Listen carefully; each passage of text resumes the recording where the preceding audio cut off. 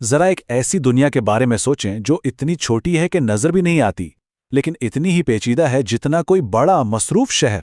आज हम एक ऐसे ही सफर पर निकल रहे हैं जिसमें हम जिंदा खलिए यानी सेल को देखेंगे, लेकिन उसे सिर्फ हिस्सों की एक लिस्ट के तौर पर नहीं, बल्कि एक जीते जागते धड़कते हुए शहर के तौर पर जानेंगे। कभी सोचा है कि अगर एक पूरा पेचीदा शहर एक सुई की नोक पर समा जाए तो कैसा हो? और ये कोई साइंस फिक्शन फिल्म की बात नहीं हो रही, ये हकीकत है, हमारे अपने खुलियों की हकीकत। और यही वो तस्वुर है जिसकी बुनियाद पर हम आज की ये सारी बात करेंगे। तो चलें अपने स्टोर का पहला हिस्सा शुरू करते हैं। यहाँ हम देखेंगे कि सेल कोई एक चीज नहीं बल्कि एक पूरा सिस्टम है जहाँ बहुत से खास हिस्से मिलकर काम करते हैं। अच्छा, आगे बढ़ने से पहले एक लफ्ज समझना बहुत जरूरी है, ऑर्गेनेल। इसे समझने का सबसे आसान तरीका यह है कि इसे छोटा सा उज़्व समझा जाए। जैसे हमारे जिस्म में दिल है, फेफड़े हैं, हर एक का अपना काम है ना? बिल्कुल इसी तरह सेल के अंदर भी अपने छोटे छोटे ऑर्गन्स होते हैं जो इसे चलाते हैं। तो फिर तैयार हैं? चलें इस सेल सिटी यानी खुलिया शहर के अंदर चलते हैं और देखते हैं कि इस छोटी सी दुनिया में क्या कुछ हो रहा है। तो किसी भी शहर को समझने के लिए सबसे पहले कहाँ जाना चाहिए? जाहिर है उसके कंट्रोल सेंटर में, और हमारे सेल सिटी का कंट्रोल सेंटर है न्यूक्लियस। बिल्कुल, न्यूक्लियस को समझें कि यह शहर का सिटी हॉल है, वो जगह जहां से सारे बड़े फैसले होते हैं, सारे हुक्म जारी होते हैं। तो ये सिटी हॉल करता क्या है? सबसे पहले तो ये शहर के मास्टर ब्लूप्रिंट्स यानी डीएनए को अपने पास महफूज रखता है। शहर में जो भी काम होना है उसका हुक्म यहीं से निकलता है। और इसकी सबसे बड़ी, सबसे अहम जिम्मेदारी क्या है? इस कीमती तरीन मालूमात यानी डीएनए की हिफाजत करना। ठीक है, तो इस सिटी हॉल ने तो मंसूबे बना दिए।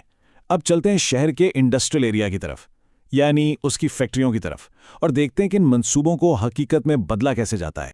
ये पूरा सिस्टम एक असेंबली लाइन की तरह काम करता है। सबसे पहले न्यूक्लियस से हिदायत की एक कॉपी, जिसे एमआरएनए कहते हैं, बाहर भेजी जाती है। फिर आती हैं शहर की फैक्ट्रियां यानी राइबोसोम्स। ये फैक्ट्रियां इन हिदायत को पढ़ती हैं और प्रोटीन बनाना शुरू कर देती हैं। अब ये प्रोटीन्स क्या हैं? ये समझें कि ये शहर के वर्कर्स भी हैं और बिल्डिंग मटेरियल भी। इसके बाद गोल्जी एपरेटस, जो कि शहर का पोस्ट ऑफिस है, इन प्रोटीन्स की पैकिंग और सॉर्टिंग करता है। और आखिर में वेसिकल्स यानी छोटे छोटे ट्रक्स इस तैयार माल को पूरे शहर में अपनी अपनी मंजिल तक पहुंचा देते हैं। कितना जबरदस्त और मुनज्जम निज़ाम है ना? अच्छा, शहर बन भी रहा है, काम भी कर रहा है, लेकिन इसे चलाने के लिए दो चीजें बहुत जरूरी हैं। एक तो बिजली और दूसरा सफाई का निजाम। तो अब चलते हैं शहर की इन सर्विसेज को देखने। तो यहाँ दो बड़े खिलाड़ी हैं। एक तरफ है माइटोकॉन्ड्रिया, शहर के पावर प्लांट्स। ये मुसलसल एटीपी बनाते हैं जो सेल की एनर्जी करेंसी है, मतलब इनके बगैर तो पूरे शहर की बत्ती गुल हो जाए। और दूसरी तरफ है लाइसोसोम्स, शहर के रिसाइकलिंग सेंटर्स। उनका काम है शहर का सारा कचरा और बेकार सामान ठिकाने लगाना, ताकि शहर साफ सुथरा रहे और हर चीज ठीक से काम करती रहे। जरा इस नंबर पर गौर करें, 5000। ये कोई आम नंबर नहीं है। एक दिल के मसल सेल में यानी दिल के पट्टे के सिर्फ एक खलिए में तकरीबन 5000 माइटोकॉन्ड्रिया हो सकते हैं। इससे अंदाजा होता है कि दिल को कितनी ज्यादा एनर्जी की जरूरत होती है और ये छोटे पावर हाउसेज कितने ज्यादा अहम हैं। तो हमने शहर के कई हिस्से देख लिए, सिटी हॉल, फैक्ट्रियां, पावर प्लांट्स।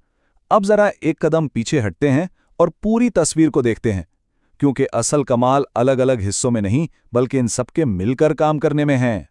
एक बहुत खूबसूरत बात कही गई है कि हर ऑर्गेनेल अपने आप में इंजीनियरिंग का एक शाहकार है, लेकिन असल मौजज़ा तो ये है कि ये सब मिलकर कैसे एक खुद कफील, जीता जागता शहर बनाते हैं। और यही तो असल बात है। असल जादू इनके आपस के तालमेल में है जो जिंदगी को मुमकिन बनाता है। और अब आखिर में एक सोचने वाली बात, ये शहर खुद बनता है, खुद को चलाता है और खुद अपनी हिफाजत भी करता है। सब कुछ खुदकार है। लेकिन कभी सोचा है कि क्या होगा अगर इस परफेक्ट सिस्टम का कोई एक छोटा सा हिस्सा भी खराब हो जाए? यही वो सवाल है जो हमें बीमारियों और उनकी पेचीदगियों को समझने की तरफ ले जाता है।